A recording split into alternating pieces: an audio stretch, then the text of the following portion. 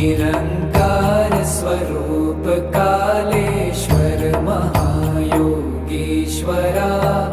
Dayanidhi दानीश्वर Jai Jatadhar भयंकरा।